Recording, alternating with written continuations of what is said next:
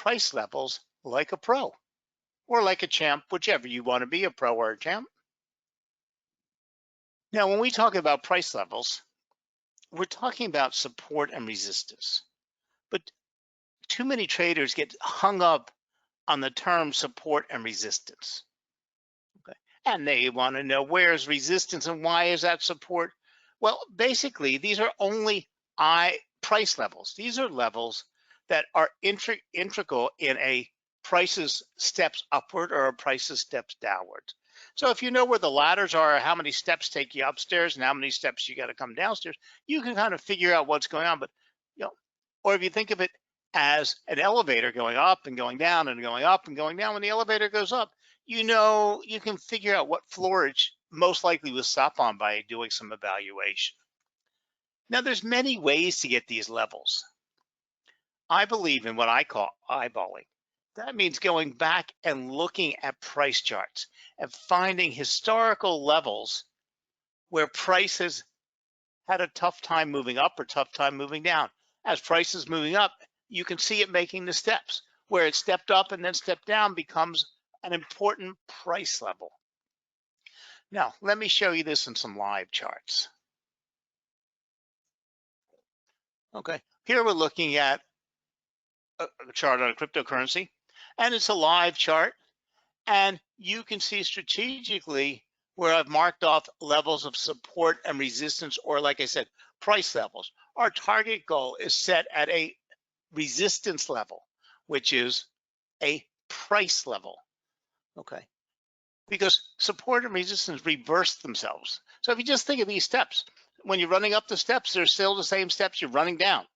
If you ran down and you stopped on the third step, well, when you run up and stop on the third, it's the same step. Here we can go and see price level zones. Or if you stop to think, a price level is not a finite number. It is an area, okay?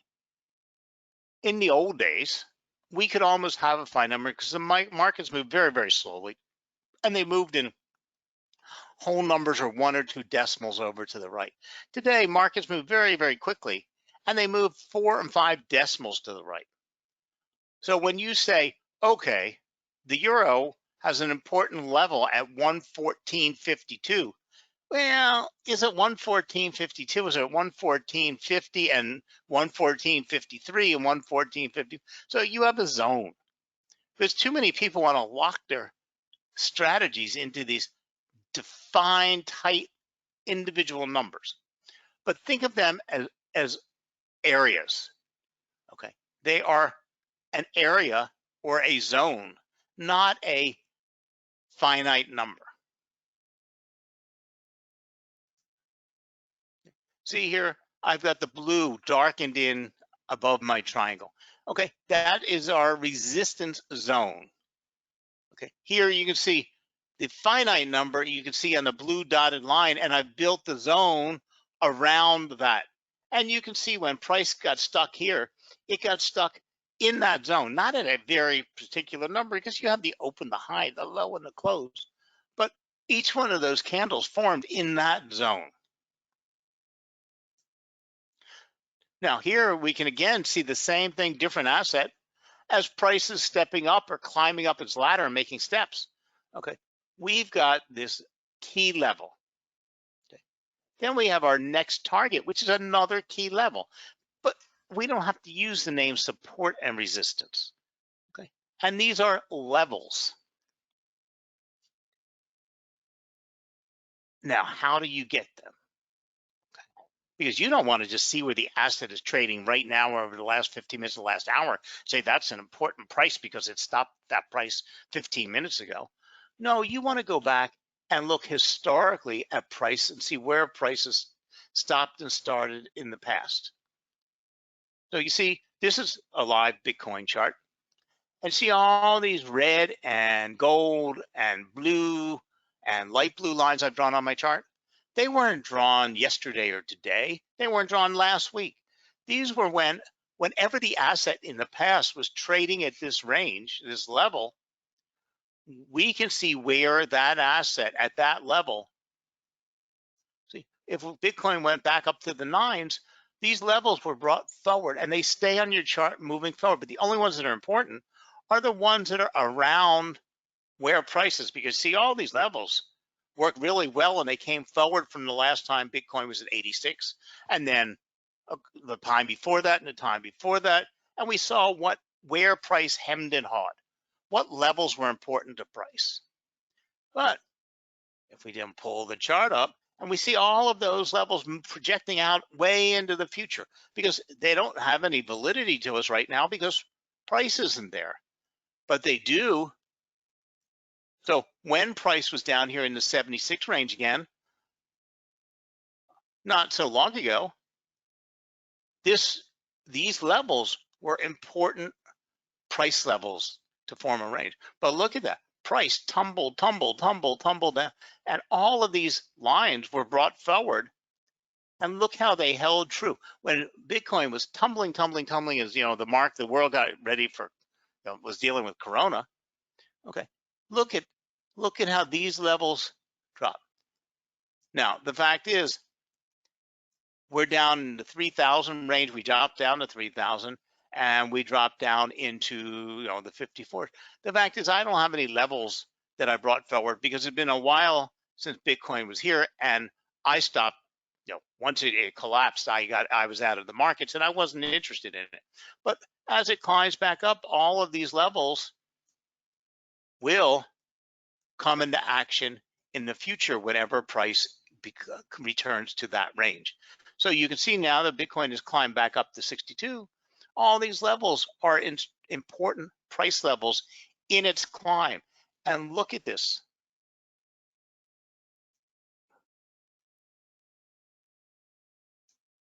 Now, you may ask, what are these dots? What are the dashes? What are the solid lines? These are my keys. They've got nothing to do with you. They have nothing to do with anybody else but me. Okay.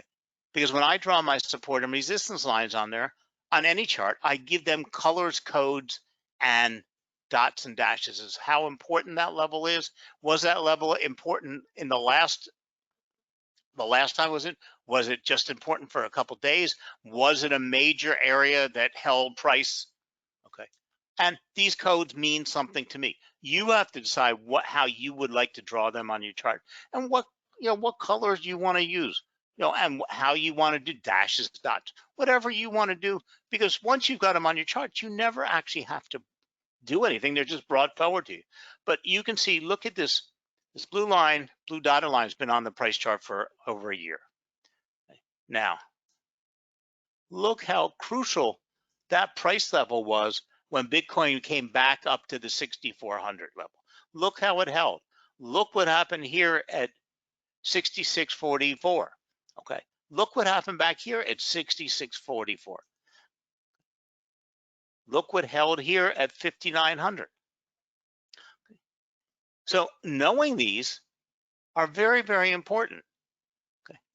And this is what will make you a better trader than the guy sitting next to you or the guy around the world. There's lots of things that we all have the same stuff. If you're looking at a trend line, you're drawing the same trend line, if you're drawing correctly, as the guy across the world. If you're looking at an indicator and oscillator, if you're using, you haven't tweaked the settings, which most people don't do, and it's not really such a good thing. You're looking at the same calculations, because they're mathematical formulas, that everybody else does. If you put a 14-period moving average on your chart, it's the same 14-period moving average the guy across from Russia has and the guy in South Africa has. So what's going to give you the edge up?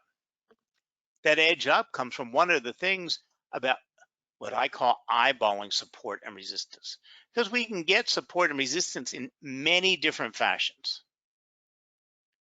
We can get it from what's called pivot points, which are mathematical calculations. We can get them with Fibonacci retracement tools. But eyeballing forces you to go back and look at price charts in the past and find what levels were important. You can do this by changing the time frame of your charts.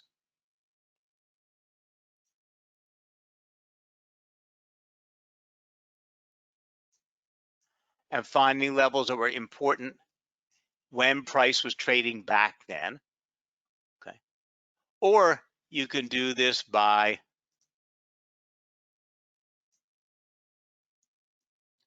scrolling back in time.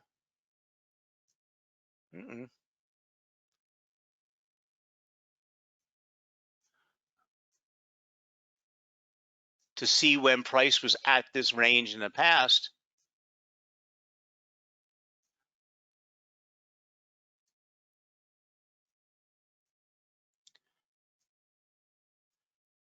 So we're going back now to see the last time that Bitcoin was in this price area.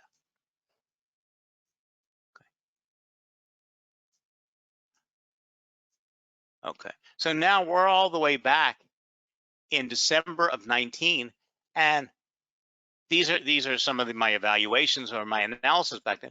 But look at this price level right here. That price level was crucial.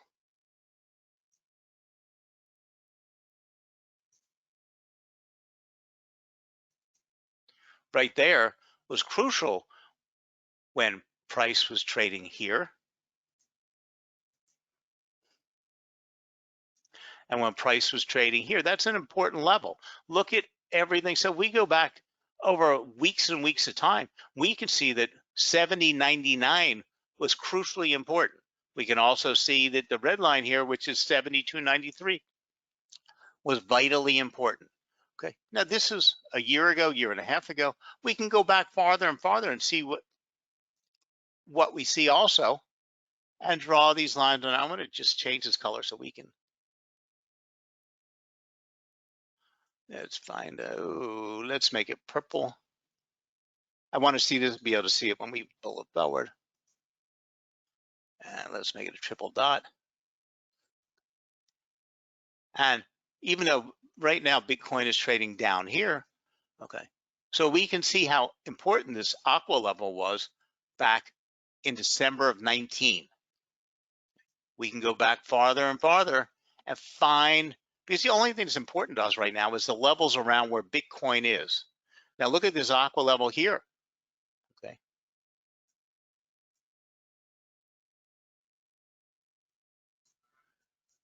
And then because once you've drawn your levels on your charts, they hold true into the future. So when Bitcoin or when your asset you're looking at has moved through these levels several times in its last year, the last 6 months, the last 2 years, you draw those lines and you bring them forward and they hold for a very, very, they're good for a long time. Let's see.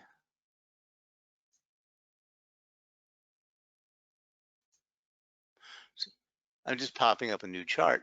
Okay, this is my standard teaching chart. This is the Euro US dollar. Now you can see all of these levels that are drawn on this chart. Again, my color coding is my own. Okay.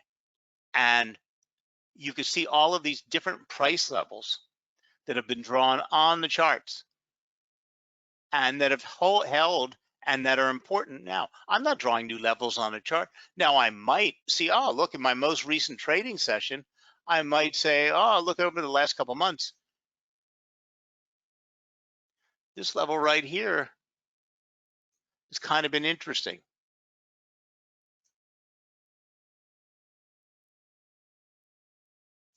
Okay. And I would color code it something different because it might not have any importance level, but when we reach it at a later time, you want to know why that price was important and how long. So we know that that's a short-term level that could be crucially important. So, and look at the purple level, and look at this, the Euro US dollar fell down today. It's trading, this is a live trading, fell down to 108.52. And look at how the purple level held price. Look at how important this green level was and this red level. So these are price levels that are intricately important to this asset. So let's go back to my PowerPoint. Let's get away from these charts and let's talk a little bit more about these.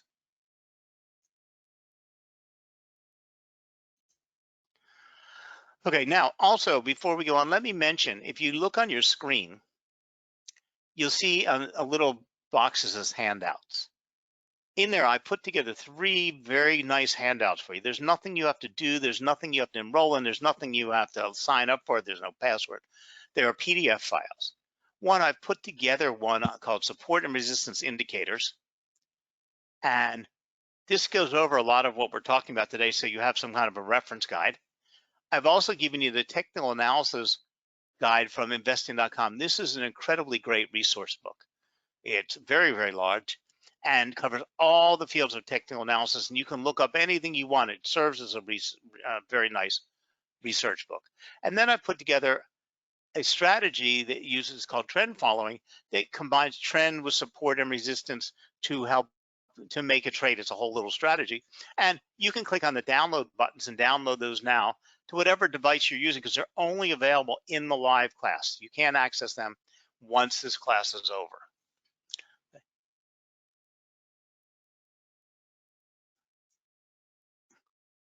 So the creation of support and resistance levels in the Forex market are, as a market moves lower and then bounces higher, it creates support.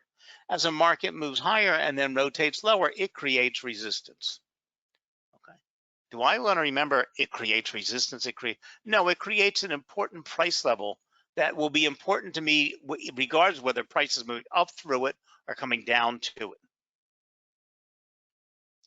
They also help us in our evaluation and how to put where we would put our stop losses, how we could project our take profit points. They will also help us intricately in where to enter our market.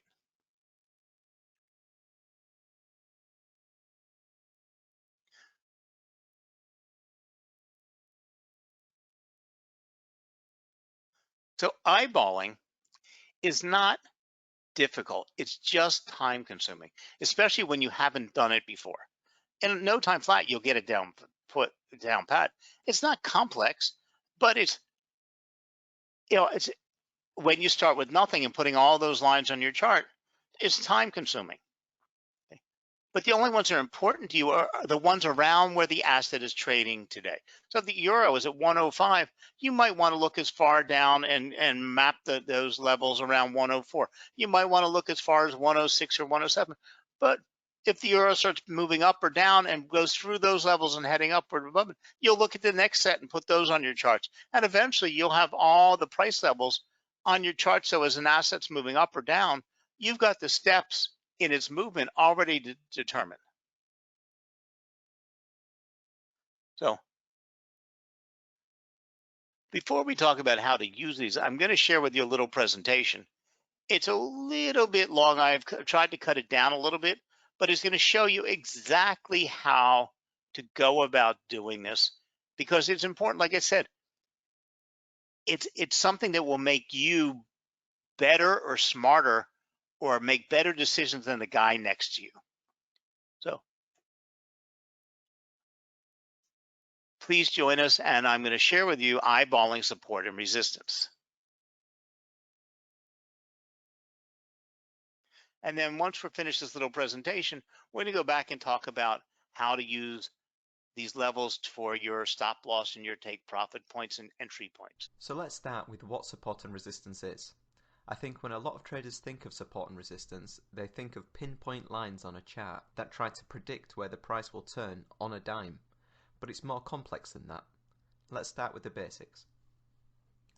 Support and resistance refers to the technical analysis of price areas where the price action will potentially pause and change direction in any given market. If there is a price area below the current price action that has the potential to stop the price falling further and change its direction, we call this support.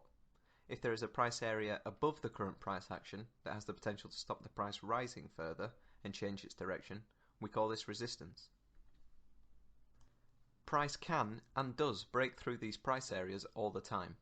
Typically, when price breaks through a particular price area that has been identified as either support or resistance, it will become the opposite to what it was before. So if price is rising and it breaks through an area of resistance, that resistance area now becomes a support area for the price. And the same is true in reverse. If a price is falling and it breaks through an area of support, that support now becomes a resistance area for price. There are different types of support and resistance levels, and I like to split them up into two categories: static support and resistance and dynamic support and resistance. Static, as the name suggests, are support and resistance areas that don't move. They are identified by the specific price level that the historical price action has shown them to be at. This is the main type of support and resistance people know and refer to when they talk about it.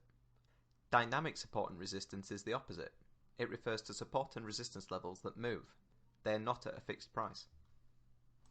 I use two types of dynamic support and resistance areas as part of my trading strategy, which are daily pivots and moving averages, and these levels change regularly. Daily pivot levels are specific levels of support and resistance that change on a daily basis. So I will have a set of daily pivot levels plotted on my chart on the Monday, and then these levels will change on the Tuesday.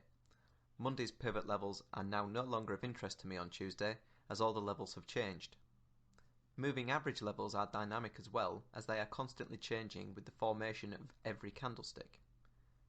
Dynamic support and resistance levels, such as daily pivots and moving averages, usually plot themselves through indicators within a charting platform.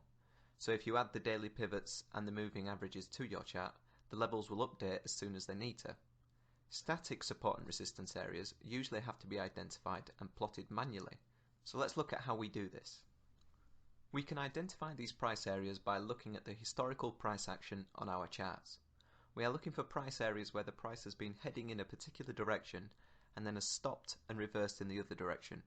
Equally, we can spot an area of support or resistance if the price has been heading in a particular direction and has paused for a significant amount of time before breaking through the area and continuing in its original direction. Sadly, support and resistance areas aren't as clean in reality as demonstrated by these illustrations. So let's jump over to the charts and look for some real life examples. Okay, so here we have the daily chart of the FTSE 100, and as you can see, currently the price is up at the 7,300 level and has spent the last couple of months around the 7,000 level. Now, to demonstrate how to identify and plot support and resistance areas, I'm going to scroll back on the chart to the last time the price was in the same region as it is now.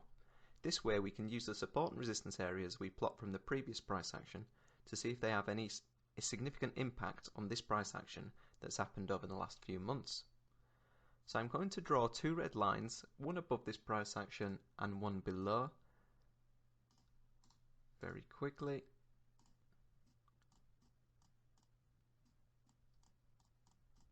There we are. Now we want to scroll back and find the last time that the price was between these two lines so we can use it to identify and plot the support and resistance areas for this price region. So if we scroll back, we find that the last time price was in this particular region was sort of December, January to August 2016. So in order to start plotting the support and resistance areas, we first need to identify where they are.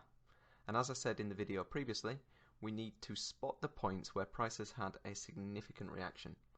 And to do this, we want to find where price has either been heading in a particular direction, has stopped and reversed, like here, or where it has stalled for a significant amount of time before either breaking through a particular area or reversing. So this area here, for example. And to plot these areas, I'm going to take my circle tool and I'm just going to first pick out all the reactions that I can see on this particular region of price action. So as I said before, I'm just picking out all the reactions where price has either reversed or stalled, and I'm just highlighting them so I can see them more easily. Fantastic. Okay, and now to plot the areas, I'm going to take my line tool and I'm going to work my way down the chart until I come to a reaction point. So the first reaction point I come to is this one here.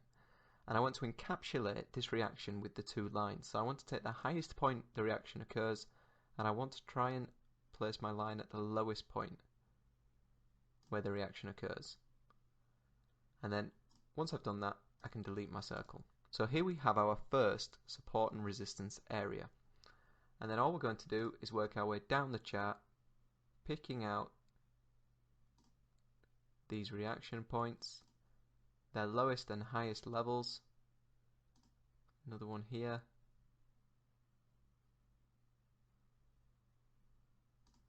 Another one here. Okay, so as you can see, it's not difficult. It's just tedious and time consuming when you're starting from scratch. Once you have them on your charts, they're there.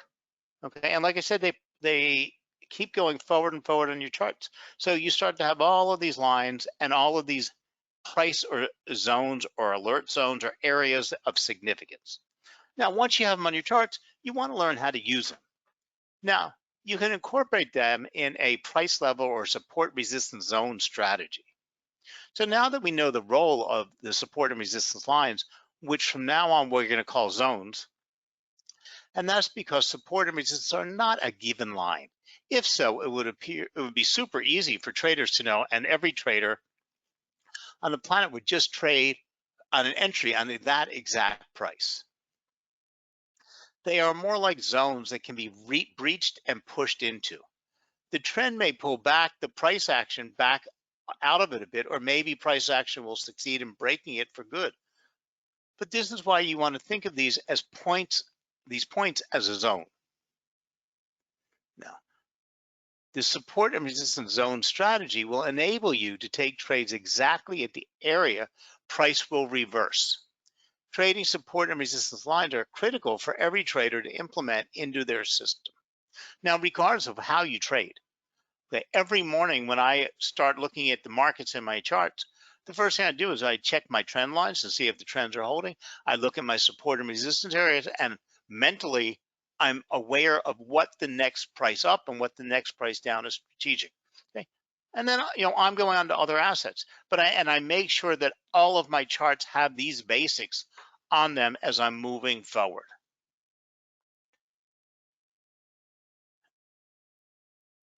Now, our indicators for our support and resistance strategy will be price action and its relationship to support and resistance. And to be honest, this is, in my opinion, one of the best ways to trade support and resistance. So I basically, in my own trading, all I use are support and resistance levels, trend lines, and chart patterns. So as you can see in those charts, let me take you back to those live charts. Hold on a second, let me pop them up on your screen.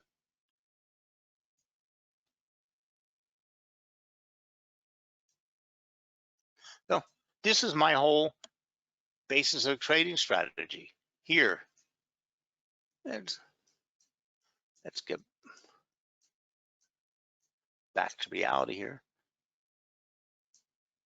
So support resistance, let's go back to my last analysis on Bitcoin.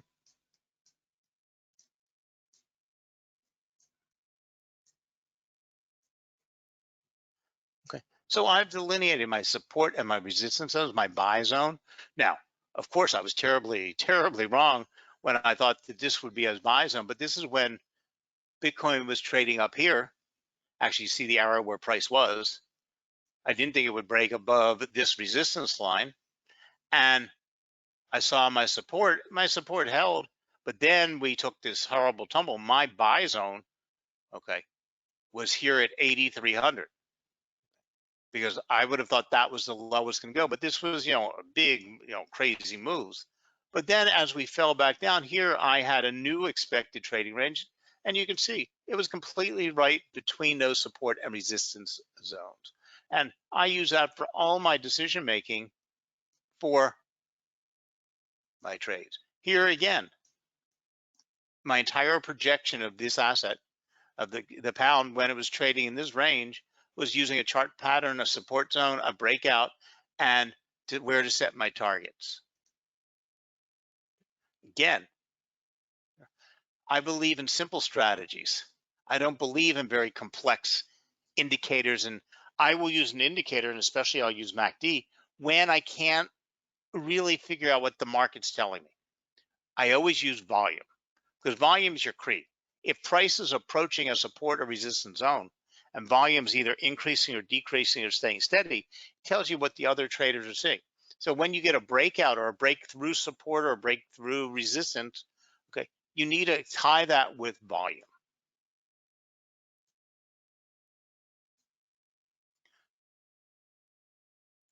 So let's go figure this out.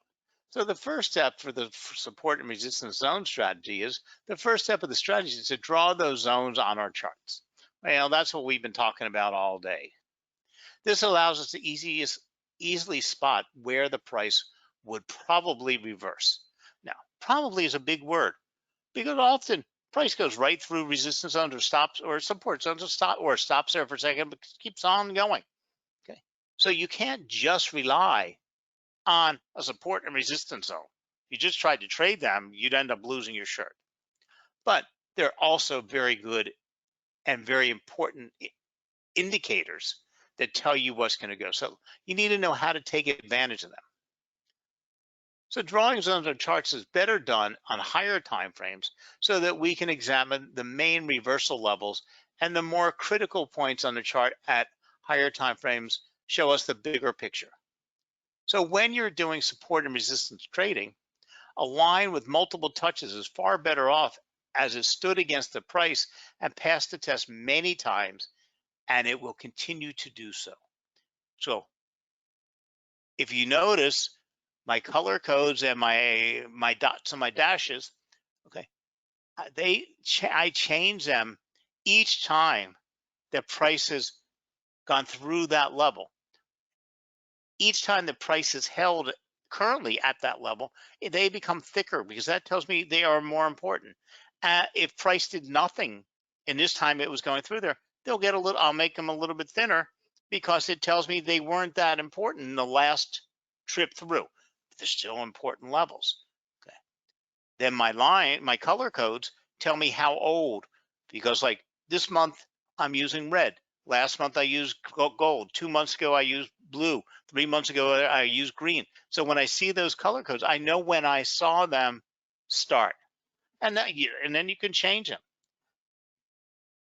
So make sure to leave spaces between your zones, as drawing many lines will confuse you and worsen your trading decision. When you look back after drawing zones, you will find that those lines withheld the price numerous times before and will continue to do so numerous times into the future. Then the second step is identifying the support and resistance zones. The second step is waiting for the price action to touch the zone. And this is important. Too many people try to push this. They want, oh, price is coming down. I see it's going to bounce off support, but it hasn't touched support yet. Okay. Well, even though it may hem for one click at that support, or one low held there, that doesn't mean it's going to bounce off of there. You can't anticipate the market's reaction until you see something. So you have to sit back and wait for price to get to that. And don't say, oh, well, it's a zone or an alert zone, so it's really almost at that. Don't try to make price fit your needs to trade.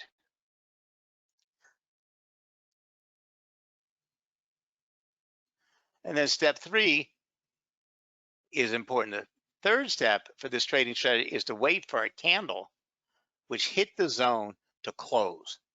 This will indicate the signal candle we were waiting for. Look at the candlestick pattern and ask yourself, is it a bullish or bearish candle? Is it strong or weak? Is it big or small? Does it have a long wick or small wicks or no wicks at all? When you can identify the kind of candle, then you will be able to decide whether to sell short or buy long. Knowing the different types of candles is crucial to identifying whether an entry is valid or not. So how do we know if it's strong? Before we go any further, here are some important factors in determining a strong candle, because spotting a specific candle on zone makes the difference between winning trades and losing trades. A strong bullish candle, okay, well, you have a downtrend, and what's happened is you have a very long opposite direction candle bounce off of resistance. So the qualities of the strong candle is long body, formed after the previous touched the level, but before and did not break it, and the entirety of the candle takes up the two previous candles to the right. We call this an engulfing candle. Weak candles, you can see here, are candles that, okay, we had blue, blue, blue, blue, blue, or which is green, green, green, green, green, moving up. It broke right above resistance. We had a long wick, okay, but it didn't engulf anything. Then we had this small indecision candle, and we had another red candle, okay. This was a very weak candle scenario. Is not telling you something. You're only looking to trade at very strong reversal candles. This example shows us how a strong candle should look. As you can see, the strong candle overpowers the one before. So here you can see some of the weak candles, and we're not able to break the resistance line, or could break the resistance line, but it's still weak. So you're only looking for high probability trades. So will price action break that level, or will the resistance win and will the price reverse? So you have to understand and not anticipate. You have to not get antsy. You have to wait for the right setup. Strong resistance or support zone, or just a strong price level zone, and a strong candle taking place, which engulfs the two previous candles of the opposite color. So the fourth step is to identify where you will enter the trade. You want this to happen at the pivot point or the turning point. Your entry should be slightly above or below the signal candle, which is the strong candle. This way, you are adding more confirmation to your trade to make sure that the price will move towards the direction you expect it to move. Our stop loss should be placed on the other side of the zone and not too close. So if this was our zone,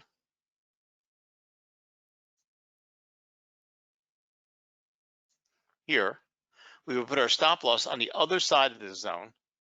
We would look for our entry point, and our entry point would have been at the close price of that confirmation candle, and then we would have traded going this way. We would have entered a buy scenario.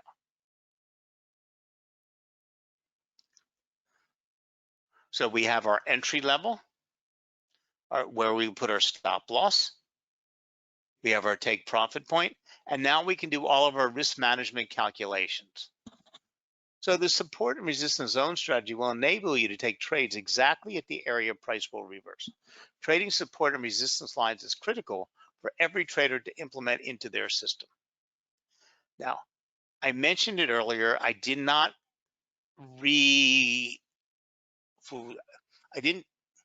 emphasize it enough in this trading strategy. Is you need volume to confirm, okay, before you actually take a position.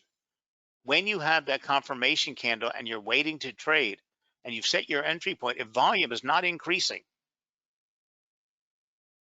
do not trade. So you want to draw your zones on your chart. You want to wait for the price to come to within those zones. You want to wait for the candle. You want to identify where you'd enter, and then you want to determine your exit strategy. So that's a wrap. So now that we've learned this support and resistance zone strategy and how to draw zones and how to trade them successfully, we also learned how to determine the direction that the price will probably move to so that we could have a better edge in our trading. Trading support and resistance and discovering support and resistance are pivotal to your trading success. So once again, thank you very much for joining us today. I hope you all stay healthy and well, and take this time that we're on lockdown around the world and study, educate, experience, open up demo platforms, make lots of trades and lots of experiences, and learn. It's a good time to put this, it's a good way to put this time to use. Demo platform experience, demo platform experience. Find out what you learn, practice what you're knowing, adjust it. You have all the time in the world. A lot of us are homebound and we know there's nowhere to go. A lot of us aren't even able to work from home. And if that be the case, then you have lots of time. So use this time and make it valuable. Thank you very much for joining us. Thank you for supporting Albexo and investing.com. Have a great day now.